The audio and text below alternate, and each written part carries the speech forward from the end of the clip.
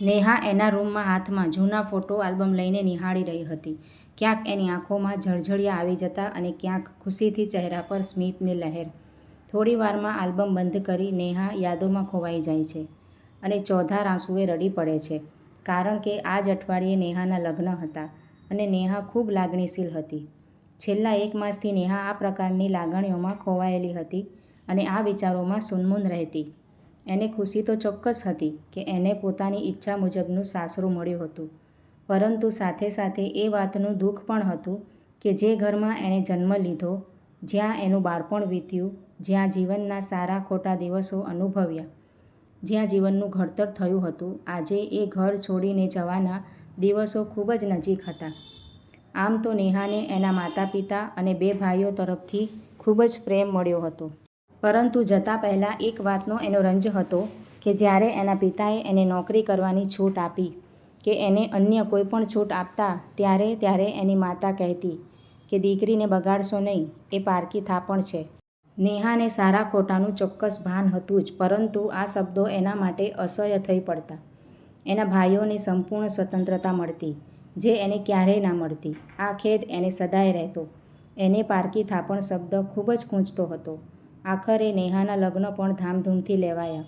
રીતિ રિવાજો મુજબ નેહાની વિદાય થઈ અને એટલી જ ઉષ્માભેર નેહાના સાસરિયાએ એનું સ્વાગત પણ કર્યું.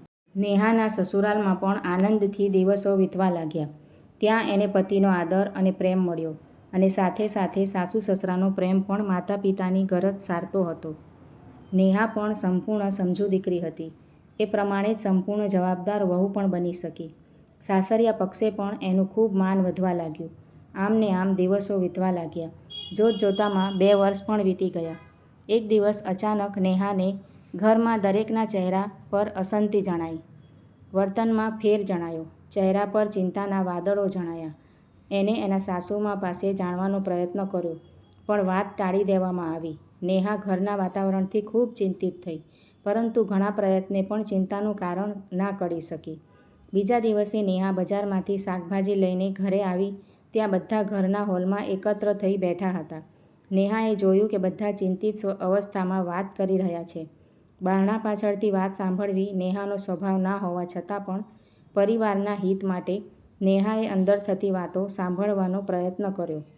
વાતો ઉપરથી જાણવા મળ્યું કે એના સસરાને ધંધામાં મોટું દેવું થઈ ગયું છે, જેની તમામ મિલકતો વેચી ચૂકવણી કર્યા બાદ પણ હજુ 5 લાખ ઉપર બાકી નીકળતા હતા. નેહા પરિવારને દુઃખી જોઈને ખૂબ વ્યથિત થઈ. વધુમાં એના પતિએ જ્યારે પૂછ્યું કે આ વાત નેહાને પણ જણાવવી જોઈએ, ત્યારે એમના સાસુમાના શબ્દો સાંભળી નેહાના દુઃખનો પાર ના રહ્યો. સાસુમાએ કહ્યું કે એ ગમે તેવી તો પણ પારકા ઘરની કહેવાય, એના પેટમાં વાત ના ટકે અને આપણી આજુબાજુ સગા સંબંધીઓમાં બદનામી કરી નાખે. સાસુમાનું આ વાક્ય નેહાના હૃદયને ખૂબ વ્યથિત કરી ગયું. નેહા એના પરિવારને આ હાલતમાં જોઈ શકે તેમ ના હતી. એને તરત જ કંઈક કરવાનું વિચાર્યું અને 1 મિનિટ પણ વિચાર કર્યા વગર એના લગ્નના 10 તોલા ઘરેણાં વેચી નાખવા એ એકમાત્ર એને રસ્તો દેખાયો. સાથે સાથે લગ્ન પહેલાંની એની નોકરીના પગારરૂપી કમાણી 2 લાખ પણ એને યાદ આવ્યા. નેહાએ તરત એના ઘરેણાં તિજોરીમાંથી લીધા અને ઘરનાને જાણ કર્યા વગર સોનીની દુકાને પહોંચી ઘરેણાં આપી રોકડ મેળવી. સાથે સાથે એના જમા 2 લાખ પણ એની માતા પાસે મંગાવ્યા અને એ લઈને ઘરે આવવા જણાવ્યું.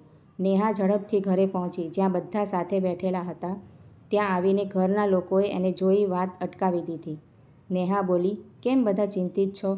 મને કહો, મારી પાસે કોઈ નિરાકરણ હોય તો હું મદદ કરી શકું. હજી પણ બધા મૌન જ હતા. નેહાના વ્યાકુળ મનને સંતોષ આપવા એના પતિએ કહ્યું કે કોઈ વાત નથી, તું ચિંતા ના કર, અમે સંભાળી લઈશું. એટલામાં નેહાની માતા પણ રૂપિયા લઈને આવી પહોંચી અને 2 લાખ નેહાના હાથમાં મૂક્યા. નેહાએ એની પાસેના અને આ રકમ એકત્ર કરી એની સાસુમાના હાથમાં મૂકી અને કહ્યું કે આ લો 5 લાખ છે. સાસુમા સ્તબ્ધ થઈ ગયા. પરિવારના બધા જ લોકો નેહાને આતુરતાથી જોઈ રહ્યા.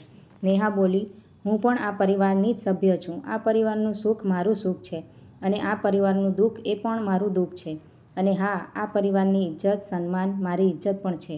એને જાળવવાની જેટલી જવાબદારી તમારી છે એટલી જ મારી પણ છે. સૌ લોકોના મોં સિવાય જાય છે. નેહાએ કહ્યું કે મારા માટે આ ઘરની ચિંતા શું મારી ચિંતા નથી? તો પછી મારાથી વાત છુપાવવાનું શું કારણ? નેહાની આંખોમાંથી આંસુ ટપકવા લાગ્યા અને ટપકતા આંસુએ એ બોલી, હું આજે મારી બંને માને એક પ્રશ્ન પૂછવા માગું છું કે દીકરી કોના ઘરની થાપણ કહેવાય છે? જ્યારે હું પિતાના ઘરે હતી, મા મને પારકી થાપણ ગણતી હતી. જ્યારે મેં જન્મ એમને કુખે જ લીધેલો છે, તો પછી હું પારકી થાપણ? લગ્ન પછી 2 વર્ષ વીત્યા પછી પણ મારી સાસુમાં મને આ ઘરમાં પારકી ગણે છે. એમને એમ છે કે હું પારકા ઘરની છું. તો હવે મને એ તો કહો કે વાસ્તવમાં હું કયા ઘરની પોતાની થાપણ છું? આજે તો મને કહો. મા, તમે મને લગ્નરૂપી સંસ્કાર પૂર્ણ કરી આ ઘરમાં મોકલેલી અને સાસુમાં તમે મને એ જ સંસ્કારને આગળ વધારવા, કુળ ઉજાડવા વધાવેલી. તો પણ હું કેમ બંને ઘર માટે પારકી છું? બંને માની આંખોમાં પશ્ચાતાપ દેખાય છે અને આ પ્રશ્નોનો જવાબ બંને મા પાસે નથી હોતો. નેહા કહે છે, પિયરિયા અને સાસરિયા વચ્ચે અટવાયેલી દીકરીને બંને ઘર થાપણ તરીકે સ્વીકારે તો આ દુનિયામાં સામાજિક પ્રશ્નો ક્યારેય પણ ઊભા ના થાય. આ વાક્ય સાથે નેહા દુઃખી મને પોતાના રૂમમાં ચાલી જાય છે. પરંતુ હજી બધા સ્તબ્ધ હતા અને બધાની નજર નેહાની કડવી પરંતુ સત્ય વાતો પર હતી.